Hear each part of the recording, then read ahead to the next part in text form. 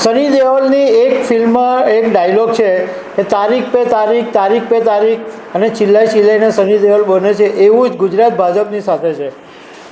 ગુજરાતના નવા ભાજપ પ્રદેશ પ્રમુખ માટે તારીખ પે તારીખ, તારીખ પે તારીખ આવ્યા જ કરે છે.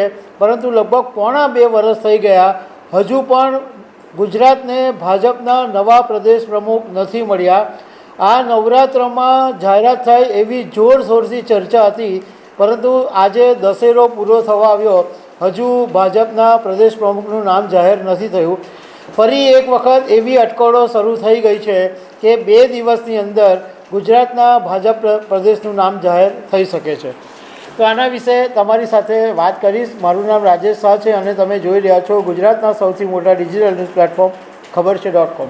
લોકસભા 2024ની ચૂંટણી પછી કેન્દ્રીય જળશક્તિ મંત્રી તરીકે CR પાટીલને જવાબદારી આપી એ પછી ગુજરાતમાં નવા પ્રદેશ પ્રમુખ આવશે એ વાત નક્કી થઈ ગઈ. પરંતુ આજે ઓક્ટોબર આવી ગયો, પરંતુ હજુ પણ ગુજરાતના નવા ભાજપ પ્રદેશ પ્રમુખનું નામ જાહેર નથી થયું. કેટલી બધી વખત તારીખો આવી કે હમણાં જાન્યુઆરીમાં ઉત્તરાયણ પહેલાં આવશે, ઉત્તરાયણ પછી આવશે, કમઉરતા પછી આવશે, અને હમણાં તો છેલ્લે એવી અટકળો જે CR પાટીલના નિવેદનને કારણે થયેલી કે 2 તહેવારોમાં પ્રદેશ પ્રમુખ અને મંત્રી નવા આપણે સાથે જોવા મળશે, એ પછી વધારે અટકળોએ જોર પકડેલું કે 22 સપ્ટેમ્બરથી જે નવરાત્રિ શરૂ થાય છે ત્યાંથી દશેરા સુધીમાં ચોક્કસ જ ગુજરાત પ્રદેશ પ્રમુખનું નામ જાહેર થઈ જશે અને મંત્રીમંડળમાં પણ ફેરફાર થઈ શકશે. પરંતુ આજે દશેરો પૂરો થવા આવ્યો પણ હજુ સુધી ગુજરાતના ભાજપ પ્રદેશ પ્રમુખનું નામ જાહેર નહીં થયું. હવે એક અટકળે વધારે જોર પકડ્યું કે ગાંધીનગરમાં કમલમ ખાતે એક મોટો માંડવો બાંધવાનો શરૂ થયો છે.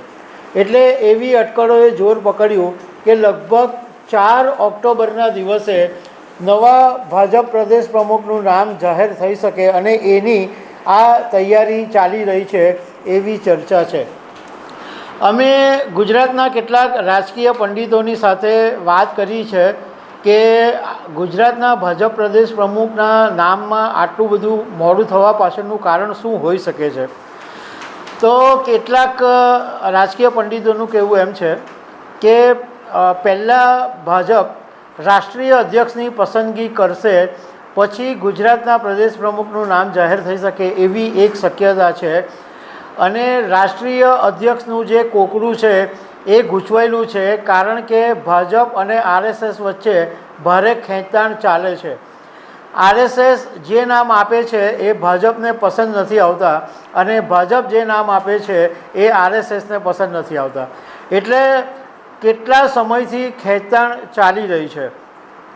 બીજું કે ગુજરાતના પ્રદેશ પ્રમુખનું નામ જાહેર મોડું થવા પાછળનું કારણ એ પણ છે કે જ્યારે નવા રાષ્ટ્રીય અધ્યક્ષ બને તો એની સાથે જે નવી ટીમ છે એને ફાવશે કે નહીં ફાવશે એ ચેક કરવું પડે. એટલે નવો રાષ્ટ્રીય અધ્યક્ષ બની જાય પછી ગુજરાતમાં પ્રદેશ પ્રમુખ બને તો એ નવી ટીમ પોતાની રીતે બનાવી શકે અને સંગઠનને વધારે મજબૂત બનાવી શકે.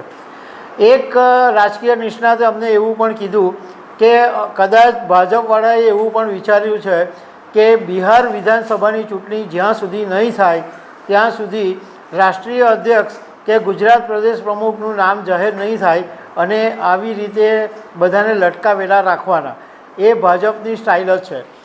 બીજા એક પંડિતે અમને એવું પણ કીધું કે ભાજપ ક્યારેય પણ ઓપન ગેમ રમતું નથી.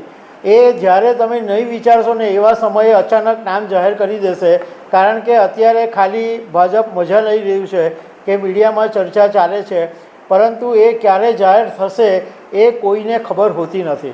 આ ભાજપના પ્રદેશ પ્રમુખ વિશે હમણાં હું તમારી સાથે વાત કરી રહ્યો છું ત્યારે એક બ્રેકિંગ ન્યૂઝ એવા સામે આવ્યા કે કમલમ ખાતે પ્રદેશ અધ્યક્ષ અને ભાજપ નેતાઓની એક બેઠક મળી અને એની અંદર એવું નક્કી કરવામાં આવ્યું કે 3 ઓક્ટોબરના દિવસે આ નવા ભાજપ પ્રદેશ પ્રમુખ માટે ચૂંટણી કરવાની છે અને એની પ્રક્રિયા હાથ ધરવામાં આવી છે. તો એમાં જેમણે પ્રદેશ પ્રમુખ તરીકે પોતાની ઉમેદવારી કરવી હોય એમના માટે ફોર્મ સ્વીકારવાની તારીખ 3 ઓક્ટોબર એટલે આવતીકાલના દિવસે 11 થી 2ની વચ્ચે ફોર્મ ચકાસણી એ જ દિવસે બપોરે 3 થી 4માં 3 તારીખે જ કરી દેવામાં આવશે. ફોર્મ પરત ખેંચવાની તારીખ પણ સેમ છે, 3 ઓક્ટોબર 5 થી 5:30ની વચ્ચે ફોર્મ ખેંચવાના તારીખ છે. અને 4/10 શનિવારના દિવસે મતદાન થશે સવારે 10 થી 11માં, અને 11 વાગ્યા પછી ગમે ત્યારે ગુજરાતના નવા ભાજપ પ્રદેશ પ્રમુખનું નામ જાહેર થઈ શકે છે. જોકે અમને જાણકારોએ કીધું કે આ માત્ર એક ફોર્માલિટી છે, એક બતાવવા માટેની પ્રક્રિયા છે. બાકી ભાજપના પ્રદેશ પ્રમુખનું નામ ક્યારથી ફાઇનલ થઈ જ ગયું છે. આ ખાલી એક બધાને એવી થાય કે ભાઈ ભાજપે અત્યારે જે આ વખતે ચૂંટણીની સિસ્ટમ લાવી છે તે ચૂંટણી કરવી પડે એટલા માટે આ છે. બાકી કોઈ ફોર્મ ભરવાનું બી નથી અને કોઈ કોઈ બાકીની ફોર્માલિટી બી થવાની નથી.